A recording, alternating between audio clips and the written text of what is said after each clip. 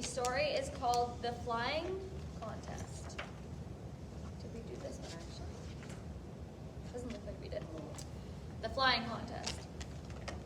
It was a hot day on the African savannah when the animals saw that a sign had been tacked to the trunk of a tree. They gathered around to read it. And the sign says, Grand Flying Contest. The animal whose machine flies the greatest distance wins a round-the-world balloon trip. Judging by ostrich takes place at 2 p.m. at noon. So here we have all the animals around the tree reading the sign. So it's going to be a contest to see who can make the best machine for flying. I would love a trip around the world in a hot air balloon. The animals stared at the poster in bewilderment. Ostriches doing the judging, eh? Go-offed lion. When would he know about flying? Why, he can't even fly himself. Lion's voice was drowned out by the sound of an airplane passing overhead. The animals looked up at the sky, and one by one they began to get ideas about how to build their flying machines. What a flying machine needs is a noisy engine, thought Hippo, as he trundled away to the river. No flying machine is complete without a tail, thought Giraffe, as she galloped across the plain. The most important things on a flying machine are the wings, thought Lion wisely, as he stole away through the grass. But Ellie, the elephant, just couldn't imagine how she would possibly make a flying machine. Ellie was dreadfully forgetful, unlike most elephants, and she had already forgotten what an airplane looked like. It must have had wings, she thought, so I'd better make myself some. Now, let me see. Ellie tried to remember which creature she knew that had wings. Ah, yes, she squealed. A flamingo has wings. So she started making herself a pair of wings. She collected all the feathers she could find. Then she stuck them together and stood back to admire her handiwork. Something was wrong. Yes, of course, a flamingo's wings are pink. Ellie busily painted the feathers with several coats of pink paint. When they were dry, she strapped the wings to her back, climbed to the top of a nearby hill, and took a running jump. Who thinks that she flew? I do. You do? I do. Okay, let's see. Well, she was still running when she reached the bottom. She hadn't taken off at all. Ellie thought hard. She needed something else to turn herself into a flying machine. Now, what else does a flamingo have? She wondered. That was it. A flamingo has long, spindly legs. Ellie looked down at her own huge legs and sighed. They were too vast for flying. Then she had an idea. She gathered 4 long, thin branches and made a set of stilts. She practiced and practiced walking to and fro on the stilts, but she could barely stay upright, let alone fly. Here, you guys, I'll show you a photo. There she is on her stilts, and she's got her wings, trying to make herself look like a flamingo. You guys see that? She's got her stilts and her wings. I don't see it, Taylor. Oh yeah. Right here. See? Oh. Yes. Heard of my good where I'm sitting? Yeah, I don't think you're in the video at all. I think you're good. Okay, let's see what's next. What else is she gonna do to try and make herself fly? Something was still wrong. Then Ellie remembered. A flamingo has a curved beak. She found 2 large leaves and bent them into a curved shape. Then she painted them pink and attached them to the end of her trunk, like a beak. But she still could not fly. It's obvious, thought Ellie unhappily, that I'm too heavy to take off. I'll have to lose some weight before Saturday. So for the rest of the week, she gave up ice cream, cake, and other fattening foods. It'll be worth it, she thought, if I lose enough weight to fly. The day of the contest arrived, and the animals brought their machines out onto the savannah to show off their flying skills to Ostrich. There was a lot of tittering as Ellie emerged from behind a bush. She was an extraordinary sight as she teetered along on her stilts, with her pink wings and her flapping beak. She also looked a little ill. "Are you feeling all right, Ellie?" asked her friend, Wildebeest, anxiously. "Fine, thank you, dear," replied Ellie. "Just a little hungry." "Let's begin," snapped Ostrich. "Who's first?" See what how she looks? There she is with her beak, her stilts, her wings. She's Oh, yeah. ready to fly. These other animals look like they actually have machines. Like this one's got, the lion's got an actual airplane looking machine. See? Got an actual airplane. Hmm? I think we should move that table a bit, just no reads from the camera. Oh, I think we're good. I don't think anybody's in the camera. Yeah. Yeah, we're good. Don't worry. Oh. Okay, let's see what happens next. "Let's begin," snapped Ostrich. "Who's first?" "I am," cried Hippo, leaping into the seat of his machine. "What a flying machine needs is noise," he shouted over the roar of the engine. It really was a magnificent machine. It looked a little like a lawnmower with huge, shiny pistons. "Isn't there something missing?" mused Cheetah with a smile. But Hippo wasn't listening. "Here we go," he cried, letting out the throttle as the machine shot off across the savannah in a cloud of black smoke. Faster and faster went the machine, but it didn't take off, of course, because it had no wings. "Ha ha!" laughed the animals with glee, as it smashed into a tree and Hippo climbed out looking disgruntled. "Who's next?" asked Ostrich. "Oh, I am," said Giraffe. "What a flying machine really needs is a tail," she said, as she climbed into her machine. It was spectacular, with the gleaming metal tail standing proudly at the back. She cantered off across the savannah, 4 legs sticking out of the machine. Faster and faster she galloped, but she didn't take off because it had no wings. "Hee hee!" giggled the animals as Giraffe's legs got all tangled up and she collapsed in a dizzy heap. "Who's next?" said Ostrich. "Me!" purred Lion smugly. "The foolish animals," he sneered. "What a flying machine needs is wings." And he leaped effortlessly into his machine. The animals gasped in awe. Lion's machine had a simply beautiful pair of silver wings stretching out on either side. Faster and faster went Lion across the savannah, and it looked as if his machine really might take off. He gave a loud roar of triumph, and a fly flew into his gaping mouth. He coughed, lost control, and the machine careered off course and into a watering hole. "Ha ha hee hee!" bellowed the animals as a very wet lion crawled out of the water. "Now, what about Ellie?" said Ostrich, wiping tears of mirth from his eyes. But Ellie was nowhere to be found.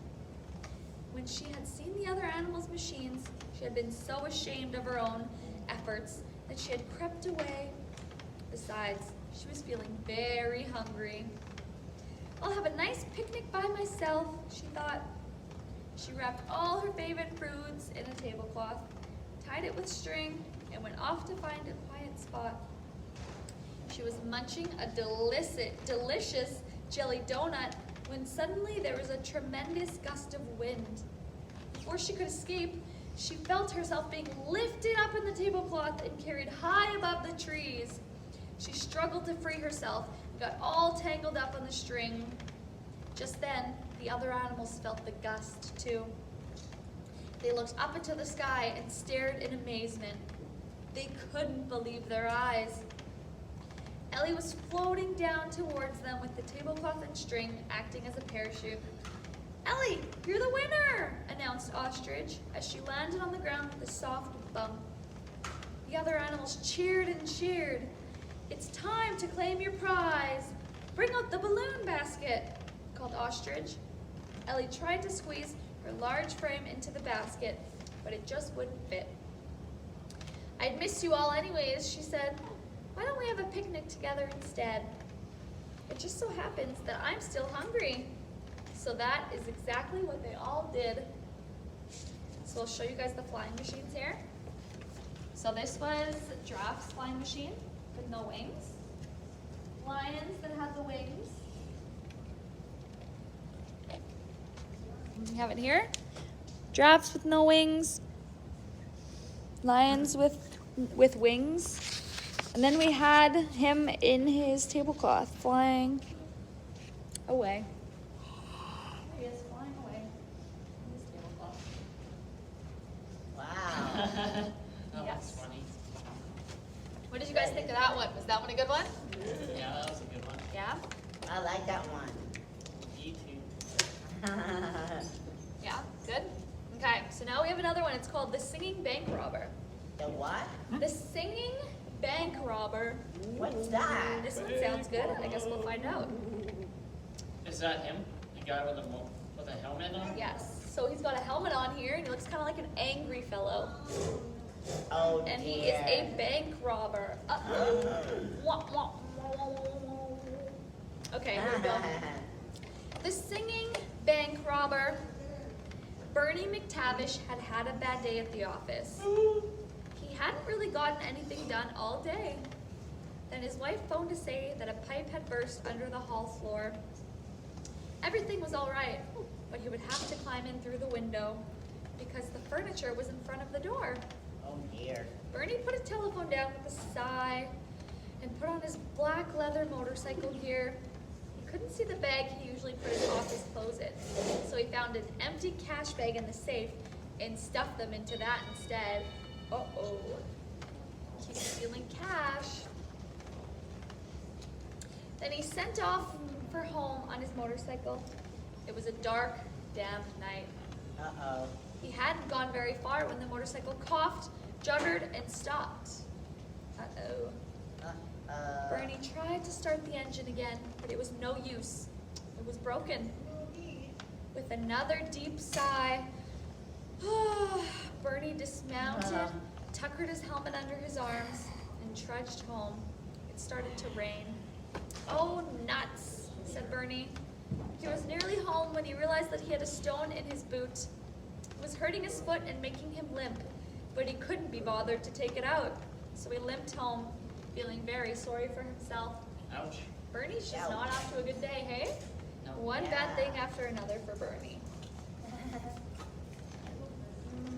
It was, where did it? When he got to the house, he eased open the living room window, threw the cash bag inside, and then climbed stiffly in after it. Now, what Bernie didn't realize is that as he did this, he was being watched by two policemen Like a hawk? in a car across the street. Yep. So Oh, little did he dear. know, he's climbing in through the window of his Uh-oh. house, and there's policemen watching him. What do you think they're gonna think? They're gonna finish me jail. They're gonna think that he's a robber. They're not gonna believe that that's his house. Yeah. Suspicious behavior, said one policeman. Yes, said the other. And what's more, he looks like that bank robber we're looking for. Uh-oh. Inside the house, Bernie gazed down through the hole in the floor. It's okay, Dad, called Jamie. I found the leak and I think I can fix it. Have a cup of coffee, dear, said his wife. I'm gonna have a cup of coffee when I get. Sorry, guys. Reading always makes me makes me sleepy. We're making me on. No, making Tommy on. It's part of your outfit for the costume party tomorrow night. Try it on. Oh, sorry. First the mom says, or the wife says, have a cup of coffee, dear, said his wife. And look what I got for you today. It's part of your outfit for the costume party tomorrow night. Try it on. Bernie tried it on. It was a funny mask made up of a pair of glasses, a large nose, and a big mustache all joined together. Do you guys know what that is? It's like, No. have you ever seen these before with the glasses and the nose and the mustache that you can buy? I've seen him. Yeah, you've seen those before? Yeah. I Which ones, haven't. Randy? You see the glasses and the nose and the mustache? Oh, You can buy yeah. those from like Halloween stores and other stores. And Be like a clown nose. Bernie tried it on. It was a funny mask. Beat up a, oh, I read that part. Oh, you look terrific, laughed his wife. Just then there was a loud, insistent knock at the door, and a gruff voice said, "Open up! We know you're in there!" Bernie, that wasn't a very good knock. Bernie and Ladies McTavish looked nervously at each other and started to heave the furniture out of the way. When they finally managed to open the door, Bernie and Gladys were surprised to see two stern-looking policemen standing there. "Right, don't move," said the first one. "We have reason to believe, sir, that you were the man who robbed the bank on Main Street this afternoon. You don't have to say anything." "Me?" cried Bernie. "But I know nothing about any bank robbery." "You fit the description perfectly, sir. I suggest you take off that foolish disguise. We've got you now." Bernie took off the mask. "What description?" "Motorcycle gear, slick back hair, limp. It's you exactly.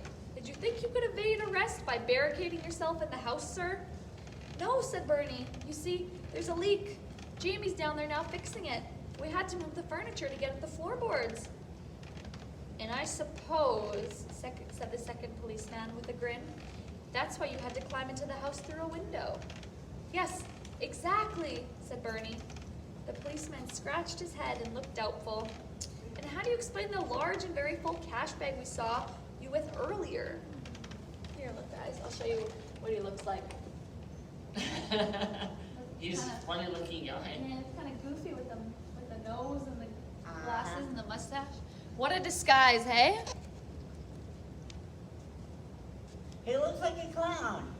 Yeah, kind of. It's a bit of a red nose, hey? Yeah. Yeah. Clowns have red noses. Yep. Exactly. Some have blue nose, some have green nose. Those police officers do not look happy either. "That was the suit that I wear in the office," said Bernie. "I always change before I come home. And my hair isn't slicked back, it's wet. I got caught in a heavy downpour." "This all seems very unlikely, sir," said the first policeman. "How do you explain the bowling ball?" "Bowling ball?" "The robber threatened to knock over the bank staff with a bowling ball. They didn't hand over the cash. They clearly saw you with a bowling ball tucked under your arm, sir. You can't fool us." For a moment, Bernie didn't know what on earth they were talking about. Then his face brightened. "Oh no," he said. "That's not a bowling ball. That's my motorcycle helmet." He showed them the helmet. "Aha," said the policeman, as if he'd finally found the flaw in Bernie's argument. "But you arrived on foot." "Yes, my bike broke down," said Bernie. "You see, there's an explanation for everything." "And the limp?" asked the second policeman, looking more and more puzzled. "A stone in my boot," said Bernie. He took off his boot and held it upside down, and a tiny stone tinkled out onto the floor. The first policeman whispered something to the second policeman. The second policeman looked doubtful for a moment and then said, "Could you sing for us, sir?" "Sing?" said Bernie. "Yes, sing a song for us." "Anything in particular, officer?" asked Bernie. He was beginning to think these two policemen were completely mad. "Something from an opera, sir. But I don't know anything from an opera." Would that not be weird if a policeman told you to sing a song for them? That would be weird. It'd be a little bit weird, hey? Yeah. But you'd have to sing for them. They'd throw you in jail. Oh dear. "Well, Oh, my. anything will do," said the second policeman. Bernie took a deep breath and started to sing. "With the red, red robin comes Bob bobbing along." It sounded terrible. Nice. I did a perfect job at sounding terrible, like Bernie did. Bernie had never been much of a singer. He sounded like a cat stuck in a tree. That's what Sean tells me all the time. "Well, that's it," said the second policeman. "That's the wrong guy. He isn't the bank robber." He isn't. "It is?" said the first. "I mean, he isn't?" "Yes, he isn't." Everyone looked at the second policeman in complete bewilderment. "Why?" they asked. Well, the staff was filling the cash bag, the robber was singing something from an opera, and an eyewitness, or an ear witness, suggested Gladys. An ear witness said he sounded good, very good, in fact. So this man fits the description in every way, but sings like a parrot with a stomach ache. Can't possibly be him. My singing's not that bad, said Bernie. We're sorry to have troubled you, ma'am, said the first policeman. And as they turned to leave, he added, I'd get this mess cleared up if I were you. Bernie sat down heavily on an upside-down bucket inside. Could things possibly get worse? Just then, Jamie appeared through the hole in the floor. He was dripping wet. I can't fix the leak, Dad, he said. There's a lot of water coming in. We have to get a bucket. Or have we got a bucket? Bernie passed him his motorcycle helmet. Use this, he sighed. How was that one? What, that's the end of the story? Yeah, that's the end of it. What happened? Did they get all the water dried up? I have no idea. It's a cliffhanger. Just you have Can to I make up see the the- ending for yourself in your head. Taylor, Yeah. can we see the picture of it? Yes. So there he is with the helmet and his son popping up from the floor with a bunch of water. Here, I want to see. And he's handing them. You guys don't see that? Oh, yeah? The helmet to his son. See? Oh, dear. Giving his son the helmet. Oh They don't my. have a bucket. He's like, you know what? My day has been horrible. Why not just give him my helmet? Oh, dear. What a poor guy. I know, he had a bad day, that's for sure. Really bad day. Yeah. Yeah. Okay, I think this one is a poem. I love the poems, they're so much fun. And then after the poem, there's a song called there's a story called The Dog Who Couldn't Bark. Dog in the bar? Yeah. What is this poem called? So the poem is called Did You Ever See? Did you ever see a jester juggling with ice creams? Or a pair of giant hamsters dueling with 2 chicken bones? If you've never seen a crocodile eating Turkish taffy, then you, my friend, are totally and utterly quite daffy. Did you ever see a puppy try to bake a lemon tart? Or a pair of plump old ladies push a burglar in a cart? If you've never seen an elephant sitting on a daisy, then you, my friend, are totally and utterly quite crazy. Wait a minute. Did you ever see a piglet all dressed up in polka dots? Or a princess on her wedding day break out in bright green spots? If you've never been out walking with a pink giraffe who's sad, then you, my friend, are totally and utterly quite mad. Did you ever see a colonel drinking coffee with a horse? Or a 3-legged mongoose? It's very rare, of course. If you've never seen a witch's toad looking rather natty, then you, my friend, are totally and utterly quite batty. Did you ever see a singing warden climbing up a wall? Or a judge stand up in court and catch a purple tennis ball? No. If you've never seen a kangaroo asleep in silk pajamas, then you, my friend, are totally and utterly quite bananas. Did you ever see a king and queen drink watermelon tea? Or a whale and several dolphins leaping out of your TV? If you've never played a banjo with a very smelly cod, then you, my friend, are totally and utterly quite odd. I know people think I'm mad, but here's my explanation. I think to make up lots of stuff with my I like to make up lots of stuff with my wild imagination. That was fun. That was fun. I love these little Yeah. fun poems. Does it show pictures or no? Yes, so there's the worm on the wall, you've got your giraffe, you've got all of your sea creatures jumping out of your TV. Some funny stuff. in there. I like the dolphins and everything jumping out of the TV. I think that's fun. Can you imagine? Jumping off a tree? Yes. Weird. That's funny. That's kind of weird. Watching Animal Planet, there's sea creatures, and all of a sudden they start jumping out of your TV at you. Uh-huh. I think I would think it was a little bit bonkers. I'd be like, what is happening right now? Okay, the dog who couldn't bark. Ben gazed into a pair of large brown eyes, and the large brown eyes gazed back. It was a good face, friendly and intelligent, the sort of face that promised fun. Ben liked it immediately.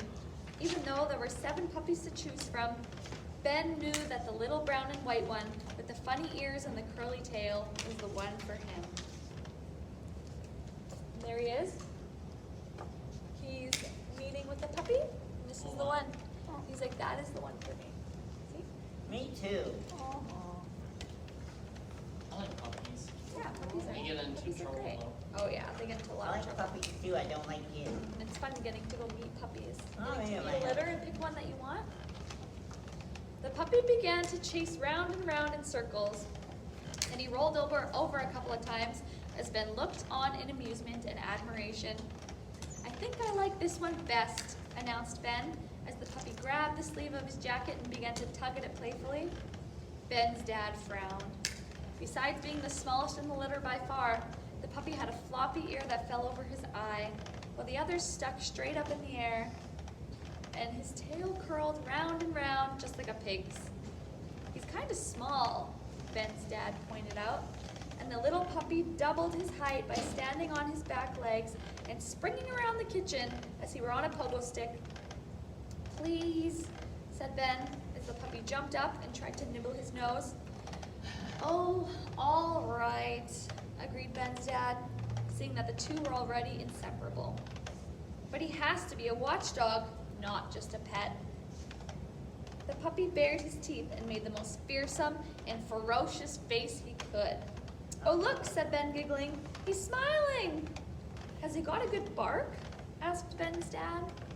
See how the puppy was trying to look fearsome and ferocious, and Ben's like, oh, he's smiling. So I guess he didn't really look that fearsome. Didn't look that scary. Has he got a good bark? Asked Ben's dad, making out a check and handing it over to Mrs. Walker, the woman selling the puppies. She smiled broadly. Well, it's the strangest thing. He doesn't bark at all. I don't think he can. Ben's dad was still shaking his head when the three of them got home. A 6-inch high watchdog with a ridiculous tail, a floppy ear, and no bark. He complained to Ben's mom as she watched Ben and his new best friend race around the yard. Well, Ben certainly seems to like him, she remarked, and Ben certainly did. It didn't take long for the new puppy to settle down. Ben gave him the name Jake, which sort of suited him. Jake was having the time of his life. A comfy new basket, an elegant tartan collar with his name on it, an enormous yard, and a wonderful family. He tried very hard to please them all, especially Ben's dad. He handed them the hammer when he was putting the "Beware of Dog" sign on the gate. He hadn't meant to drop it on his toe, of course, but it was kind of heavy for a small dog. He also helps with the gardening, doing a lot of digging, rearranging the flower beds. Doesn't sound like he's helping. Kurt, you have a white thing on the screen. After that, Ben's dad had been so delighted that he had shut Jake in the back porch so he could have a nice long rest in his basket. Digging was hard work, especially when you only had short legs. And Jake really loved his basket. But as the weeks rolled by and winter approached,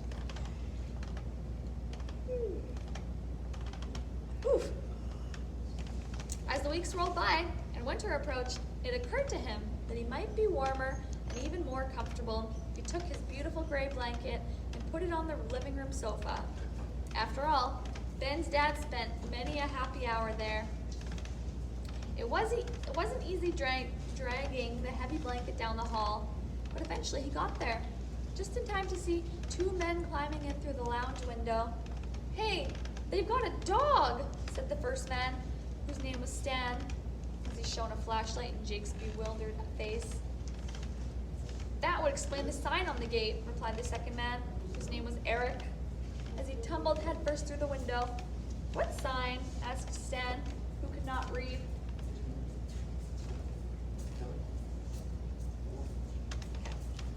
Here are the burglars. There's the dog. Oh, yeah. Burglars and the dog. The tiny little puppy. Doesn't look very scary. Okay, only a couple pages up. "The one that said 'Beware of dog,'" said Eric, putting his cap back on his head. "Nice doggy, good doggy," began Stan. He approached Jake, who cocked his head to one side and wagged his tail. "It's okay, he's friendly," said Stan. Eric tiptoed over, but didn't see Jake's blanket strewn across the middle of the floor and fell flat on his face. Jake licked his ear. "Get away," said Eric, trying not to laugh. even though he was fairly ticklish. Shh, Stan said, and then pointed to a cabinet in the corner of the room. The family silver, he added, rubbing his gloved hands together. Jake stared inquisitively at the two men. They looked a little strange in their striped sweaters and the peculiar masks that covered their eyes. He wanted to bark, but of course he couldn't, so he just watched as both men began to fill a large sack with Ben's dad's golf trophies.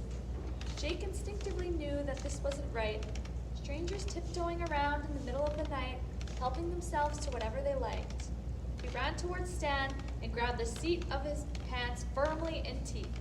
"Get him off of me," said Stan in a loud whisper. But Jake would not let go. Eric grabbed the dog by his back legs and pulled until there was a rip. Stan's pants tore to reveal a pair of red and white polka dot boxer shorts. Eric landed with a loud thud on the floor. "Shh," said Stan, a little too loud, but upstairs no one stirred. How many more minutes have I got? Okay, I'm almost done here, guys. Just 2 more pages. Jake ran round and round in circles. He knew he had to make some noise, so he opened his mouth to bark, but all that came out was a weak little whimper. Then everything went black as Stan threw the blanket over him. Jake wriggled and squirmed and wriggled until he saw a scrap of light appeared. Then he wriggled towards it until his nose peeped out. "Up there," said Stan, pointing to the top of the piano, just as Eric grasped the magnificent silver candelabra. Jake leaped onto the piano stool and then onto the piano, trotting up and down the keys and creating the loudest and most terrible noise imaginable. Within seconds, every light in the house seemed to be switched on, and the sound of footsteps could be heard on the stairs. "Run!" shouted Eric, dropping the candelabra and the contents of the sack on the floor, and the two men fled through the open window. When Ben's dad opened the living room door, he couldn't believe his eyes. The sack lay discarded on the floor with all his prized golf trophies spilling out of it, while little Jake ran down the piano keys, waggling his curly tail frantically. Ben and his mom came into the room. "What on earth happened in here?" asked Ben's mom, looking worried. "It seemed we had intruders," explained Ben's dad. He walked over to Jake and scratched him behind his ears. But our watchdog here raised the alarm. Ben and his mom ran over to congratulate the clever, courageous little puppy. And Jake played an encore, dancing up and down the keys until everyone was laughing, holding onto their ears and begging him to stop. "I think," began Ben's dad, lifting Jake down, "I prefer Bach." And there we go. That's the end of that one. Okay. I hope you guys enjoyed story time, and I'm going to pass you over to Kurt now.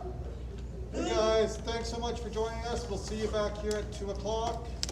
Hopefully you guys enjoyed the story. Bye for now, guys. Do we know who the winner